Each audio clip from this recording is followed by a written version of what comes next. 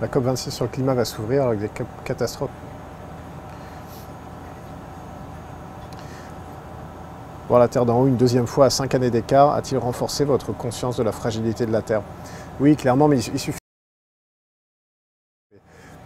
Clairement, c'est les ouragans vus depuis l'espace et les feux de forêt. J'avais jamais assisté à ça, notamment lors de ma mission précédente, des feux de forêt d'une ampleur incroyable avec des volutes de fumée, des colonnes de fumée qu'on voit depuis l'espace pendant des jours et des jours et des jours.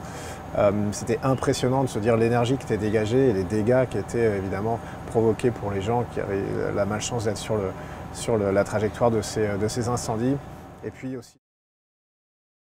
puis aussi l'augmentation de la fréquence des tempêtes tropicales. Ma première mission, ça n'avait pas été pendant la saison des tempêtes, mais là, on en a vu une succession. C'est extrêmement impressionnant depuis l'espace de regarder.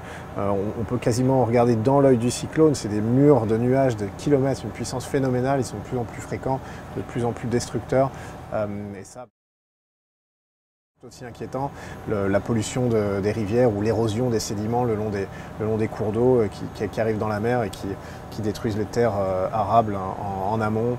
La pollution de l'air, la fonte des glaciers, les coupes dans la forêt amazonienne, tout ça on l'observe depuis la station spatiale. Nous on a cette oasis incroyable qui est juste protégée par cette atmosphère. De voir ça une fois, je pense que ça marque à vie, mais de voir les changements sur le temps long, alors évidemment il faut parfois plus de 5 ans, il faut parfois des missions entières de satellites et pas seulement les observations de la station spatiale, mais d'accumuler ces données qui sont factuelles, qui ne sont pas juste l'émotion qui est ressentie, qui est bien, mais il faut aussi des données factuelles. Ça, on ne peut pas ne pas se sentir concerné. Moi j'ai essayé de...